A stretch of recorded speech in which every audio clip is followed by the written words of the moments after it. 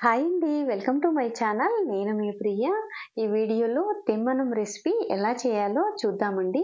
మనం మార్గశిర మాసంలో వచ్చే రెండవ గురువారం అమ్మవారికి తిమ్మనం నైవేద్యంగా సమర్పిస్తాం కదా. అమ్మవారికి తిమ్మనం అంటే చాలా ఇష్టం అండి. అంతేకాదు ఈ రెసిపీ హెల్దీ కూడా అండి. పిల్లలు కొంతమంది కొబ్బరి తినడానికి ఇష్టపడరు కదండి. కొబ్బరి పిల్లలు ఎదిగే వయసులో చాలా అవసరం అండి. వాళ్ళు తినేలాగా చూడాలి. ఒకవేళ అలా కొబ్బరిని డైరెక్ట్‌గా తినడం ఇష్టం లేని పిల్లలకి ఇలా ఈ రెసిపీ చేస్తే చాలా ఇష్టంగా తింటారండి. ఇది ఇలా కొంచెం వేడి మీద తినొచ్చు, లేదా కొంచెం ఫ్రిడ్జ్‌లో పెట్టుకొని కూల్ అయిన తర్వాత ఇలా ఐస్ క్రీమ్ లాగా వాళ్ళు ఇష్టంగా తింటారు. అది కాక రెగ్యులర్‌గా సేమియా పాయసం సగ్గుబియ్యంతోటి చేయడము, లేదా మనం బెల్లము, రైసు కలిపి చేస్తాం గదండీ పొంగలి. ఇవన్నీ కూడా వాళ్ళకి బోర్ కొడుతుంది. అదీ కాక ఇది చాలా హెల్తీ కదండీ.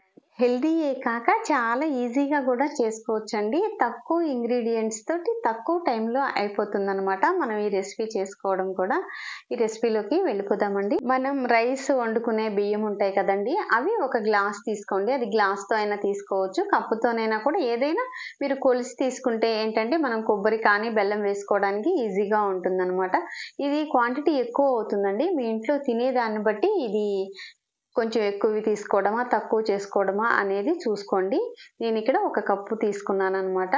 1 అవర్ నానబెట్టిన తర్వాత అది మిక్సీ పట్టుకోవాలనమాట మనం.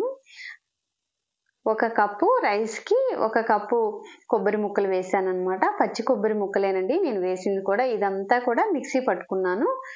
మిక్సీ పట్టుకున్న తర్వాత ఇప్పుడు స్టవ్ పైన ప్యాన్ పెట్టి 2 కప్స్ ఆఫ్ మిల్క్ తీసుకున్నాను. 2 కప్పుల పాలు తీసుకున్నాననమాట. ఈ పాలు కొంచెం బాగా మరిగిన తర్వాత ఇప్పుడు మనం మిక్సీ పట్టుకున్నాం కదండీ రైసను, నానబెట్టిన బియ్యము, అలాగే కొబ్బరి ముక్కలు, పచ్చి కొబ్బరి ముక్కలనమాట. ఈ 2 కూడా మిక్సీ పట్టుకున్నాం కదా. ఈ పాలు మరిగిన తర్వాత మనం మిక్సీ పట్టుకున్న ఈ పేస్ట్ అంతా కూడా, ఈ కొబ్బరి రైసు పేస్ట్ అంతా కూడా దీనిలో వేసి బాగా కలుపుతూ ఉండాలండి. ఇది కొంచెం కొబ్బరి ఏంటంటే అతుక్కుపోతుందనమాట. అందుకని మీరు వేసిన దగ్గర నుండి కొంచెం ఇలా కలుపుతూ ఉండాలనమాట. చూసారా దగ్గరగా వచ్చింది కదా. ఇది ఉడికిన తర్వాత మీరు ఒక 5 మినిట్స్‌లోనే సరిపోతుందండి. ఎక్కువ టైం కూడా అక్కర్లేదు. అందుకని ఇప్పుడు చల్లారనివ్వండి. ఇంక మనం పాకం చూసుకుందాము. ఇప్పుడు మనం కప్పు రైస్ తీసుకున్నాం కదా, దానికి నేనిక్కడ కప్పు బెల్లం తీసుకున్నాననమాట. కొంచెం స్వీట్ ఎక్కువ తినేవాళ్ళు ఇంకొంచెం వేసుకోండి. ఇలా హాఫ్ కప్పు వాటర్ పోసాను. ఇవన్నీ కూడా బెల్లం అంతా కూడా మనం కరిగించుకోవాలి. పాకం ఏమి అక్కర్లేదండి. ఇలా ఇవి 2 కూడా చల్లారనివ్వాలనమాట. మనం వేడి మీద పోసుకుంటే విరిగిపోతాయన్నమాట. ఈ బెల్లం కరిగించిన తర్వాత వడపోసుకోవాలి. ఏదన్నా వెనక పీచులు, రాళ్ళు అవి ఉంటాయి కదా.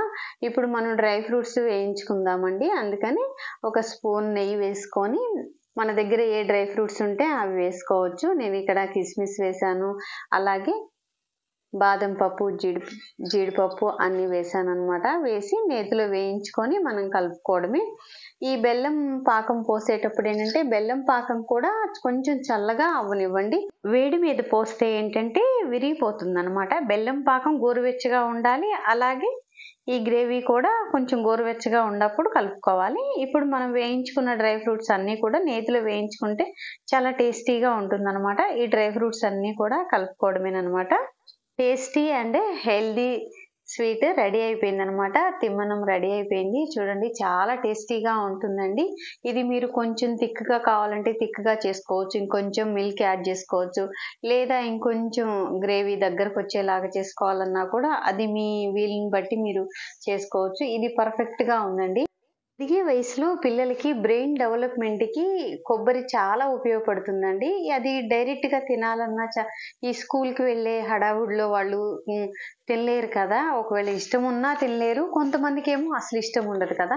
ఇలా చేసి పెట్టండి. చాలా హెల్తీ రెసిపీ అండి. స్వీట్ ఎప్పుడూ చేసుకునే సేమియా, సగ్గుబియ్యం ఇలా కాకుండా ఈ రెసిపీ మీరు వేడిగా తినొచ్చు, లేదా ఫ్రిడ్జ్‌లో పెట్టి కూల్‌గా ఇస్తే, కొంచెం కూల్ అయిన తర్వాత ఇస్తే పిల్లలు చాలా ఇష్టంగా తింటారండి. ఐస్ క్రీమ్ ఎక్కువ ఇష్టపడతారు కదా వాళ్ళు. ఐస్ క్రీమ్ ప్లేస్‌లో ఇది ఇచ్చేసేయండి. హెల్తీ కదండీ. ఈ వీడియో మీకు నచ్చినట్లయితే ప్లీజ్ లైక్ చేయండి. అలాగే ఫస్ట్ టైం మన ఛానల్ చూసేవాళ్ళు మన ఛానల్‌ని సబ్స్క్రైబ్ చేసుకొని పక్కనే ఉన్న బెల్ ఐకాన్‌ని ప్రెస్ చేయడం వల్ల నేను పెట్టే వీడియోస్ అన్నీ కూడా మీకు నోటిఫికేషన్ వస్తుంది. మరొక మంచి వీడియోతో మళ్ళీ కలుద్దాము. Thanks for watching.